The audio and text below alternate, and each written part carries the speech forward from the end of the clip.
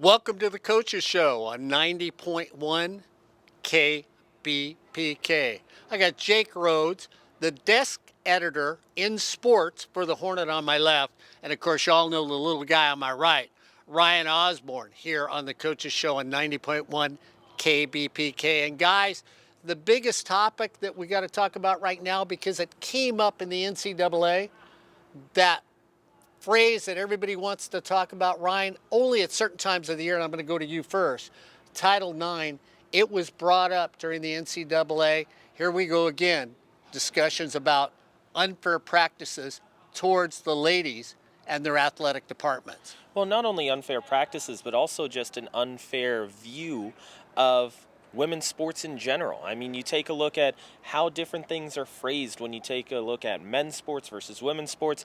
I mean, Jake, all three of us, we're sports fans. You look at the men's tournament in March Madness. Everyone says whoever wins that tournament is the national champion.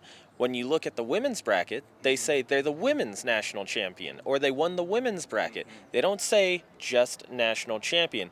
It gives that air of inferiority, if you will, from just people in the media themselves. They don't treat women's sports as they should. They don't have the same attitude as they should because they dissect things down. Even the linguistics, they don't create equal. Well, and I'm going to put Jake on the spot since you said that, because you are head of sports for the Hornet. Correct. You're the desk editor. So I've got to ask you, how do you treat it when a reporter walks into you and says, hey, I'm going to do it on football, and gets that whole, but they don't mention the ladies and the sports here on this campus? How do you handle that from a media point of view? Well, I think, our football program is equally important, no doubt. However, there is a lot of pressure to cover just mainly football and basketball, what I saw when I first took over. And I wanted to bring into softball, women's beach volleyball as well. I thought that was more school-wide, that could bring everybody together. And that's what kind of we look for right now on the sports desk. Well, let's realize, too, and let's get it very straight. Title IX is not an athletic equal rights amendment. It's an equal rights amendment to schools that get federal funding so that they will allow other people, if they want an organization and or a club. One of the places that they brought it up was in science and math for young ladies, and you can actually go into engineering. So if you had a STEM program on your campus or an SEM like over at Cypress, women weren't offered the same opportunities as men in these programs. And Jake, so everybody sort of looks at Title IX and thinks it's only about sports. It's really not. It's all about being equal rights for a variety of people. Right, and that still is being worked on today. And the Title IX's been involved at least since 1972, Yes. I believe. And clearly we're not there yet, as opposed to everything being completely equal. I love what you've been saying about not making excuses or looking for ways to, let's make this out here in the open that it's equal. It should just be naturally done. It should be organic. And I think that's what we really need to work on here at Fullerton College and just across the country in general. And Mark, Jake, when you mention that, you take a look at what you were talking about just a few moments ago. It's not just at the national stage where you look at it and you say, okay, this is an NCAA problem. We can kind of section it off to that. Where this is a club problem, like you said, whether it be high school or college, we can just section it off to that. It goes beyond that. I mean, it's even at the local level. You were talking about that Riverside City College situation that's going on over there, where you have people who just very simply look at the situation in women's sports and or Title IX, and they just say, why? Why should I pay attention to this? In fact, I have this air of superiority. You have to figure it out on your own. I'm not going to help you get there, or I'm not going to give you the help that you need to get there because it's not my responsibility, and frankly, I don't care. That's the air that it gives me when people don't look at Title IX, not only in the collegiate level, but also in our society. You talk about taking steps to get there. You have way too many people, Mark, who look at it and say, you know what? Sure, Title IX exists, but do I have to care? No. Well, I think the thing that's really sad about it, Jake and Ryan, is that we had an incident over at Cypress College where one of the softball players decided to forego a scholarship, come back and play at Cypress College, the game of softball. And when they went to the main organization and asked, what does she need to do? They were told they thought they had met those requirements. And then all of a sudden, next thing you know, The CCCAA rescinded what they said and looked at the coaching staff, the athletic director, and the dean and said, no, she's not there. She's not qualified. Same thing happened to a group of young men that played the game of basketball. Guess what? They were granted to play the game. She was not. And it took outside sources, be it media like yourself, to go on and nationally publicize this for them to all of a sudden sort of take a step back and allow her to come back to the softball team and do it. Over at Riverside, hey guys, there is no such thing as a club with coaches because we know that the women's coaches are not treated fairly by the men's coaches over at RCC, and we can get that if somebody says, hey, you guys are making this up. No, I tell you what, all you have to do is go back to one of our groups, sportsnetusa.net, look at the interview with the head basketball coach over there for women's basketball, and you will hear what she has to say. Me too. And I'll go off of what he was just mentioning right now. People have to realize that they have to get comfortable with the uncomfortable. It's something that you have presented to me from the time that I was a student here at Fullerton College. Corey as well, who's nicknamed Title IX here for KBPK and SportsNetUSA.net. People need to realize that uncomfortable conversations are the exact type of conversations you need to have. And if Title IX and women's equality is an uncomfortable conversation to some people in the higher ups, that's the exact conversation that needs to take place. When you also look at those conversations and when you have those sit downs, you can't just have, like you mentioned, the higher ups, administrators say, we're going to make a decision based on what we see is right.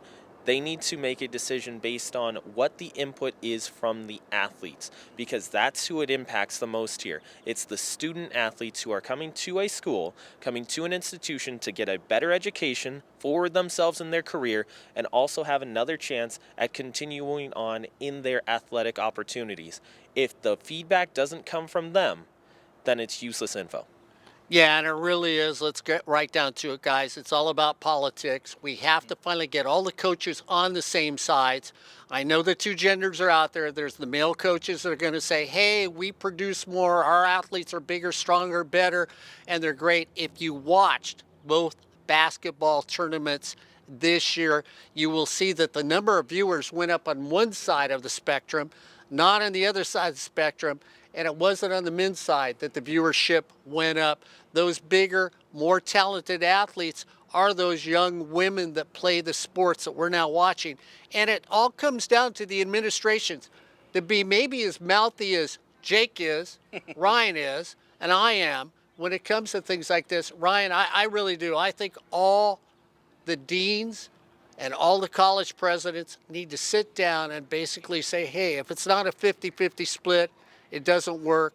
It's got to be what's fair for one is fair for all, and everybody's got to achieve their dreams. I agree, Mark, but when you also take a look at that, I don't think that it's something that when those deans, when those college presidents sit down, it shouldn't be something that they say, we're going to grandfather in over time.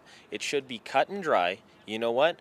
This has been an injustice for the last few years, and if they realize it and look at their books and say, hey, we have not been issuing this correctly at a 50-50 split, it needs to start now. It shouldn't be 5 years down the road. It shouldn't be an implementation process of 10 years down the road. Get to it now. Give people the opportunity to go out and compete like they should. Well, for us, we feel bad because we know Speedy, we know Crystal here at Fullerton, we know Cody over at Cerritos, we got Brad Pickler over at Cypress College. We can go all the way down and see Lisa at Santiago Canyon and talk to her about softball. We could get into the basketball field if Corey Nealon was here. And Jake, those are the people I feel sorry for, because what do you say to a young woman who comes to your program, wants to get a great education, wants to play the sport that gets her there, walks in, takes one look at your facility and say, I can't go here? That's how you lose recruits, and that's how you lose competitive edge in the field, just the sports side of it. And we do feel bad because not only are these great athletes and these coaches as well are great, they're great people and they care about their athletes and they care about their students. And it just shouldn't be this difficult to have this conversation and make sure things are 50-50. We can do it for other policies at the district level and at the college level. Why can't we do it for sports? You know, I'm the oldest guy here. Ryan says this is with 50th anniversary. You're not close to that. You're not close to that. I am, and I've waited for changes all my life, guys, and I'm the one that can sit here and complain about not seeing changes. I feel bad for people on campus because you have crusaders like Jake on my left, a crusader like Ryan on my right, that they go out and speak about this. And you know what's really strange? There's no coaches around to talk to about this. There's no administrators that sit down with somebody like you and say, let's have that hard knock conversation. Oh, if you want to bring up the mud puddle, you can, it's okay. We don't care if we get a black eye. At least somebody's bringing it out into the open. Or when you do the coaches show, like you have in the past, to say, hey, let's talk about the right and the wrong, and let's find an answer to the right or the wrong. I don't know. Is it going to take till you get to be 51 and then Jake's going to be a little older, or is this going to happen sooner than we both think it is, or all three of us think it is? It's a matter of who you end up having going out and having those conversations. If you have people who have the mindset like us three that say, you know what, change needs to happen and it needs to happen now, you're going to see that change start to revolve over the next 4 to 5 years. And it will start from base level, go from those young kids like we saw on our time broadcasting the PGF, all the way up to high school, all the way up to college and beyond. That's where you'll start to see that change. If you don't get that turnover, you don't get people with that same mindset, we're going to be stuck in the mud for years to come. And also considering when we need, if this administration is not able to handle the situations and handle these conversations, then we need to look to either students or people on the way there and who we elect and who we pick to be in these positions of power. And if it's like, say, former athletes that have been through this, they're probably the right ones to have this conversation with. So once they have the power to make change, maybe that's when we'll see some changes here on campus. And do me a favor, turn around, take a little time out, go to the Hornet, see what Jake's got coming up there, because those stories that we're talking about right now, as the desk editor for the sports department at the Hornet, he's going to be digging and looking, and you may find out something that you knew nothing about. Read it there. Or to the man to my right, who's normally the host on the coaches show, because, well, we've already caused enough problems over our years that he'll bring up those stories here. Guys, before we go, any last things to say? Yeah, I think when you take a look at overall athletics, I'll get one more word in about the linguistics of it all. I think that we should really, as a society, drop men and women from the overall titles. It shouldn't be men's basketball, women's basketball. It is basketball. It's not men's volleyball. It's not women's volleyball. It is volleyball. If you're a national champion or a state champion, like Perry Webster a few weeks ago, you also saw Orange Coast College. On the women's side, it shouldn't be the women's state champion. It should just be, here are the 2 state champions. So drop those titles, make it more normalized. And for you, Jake?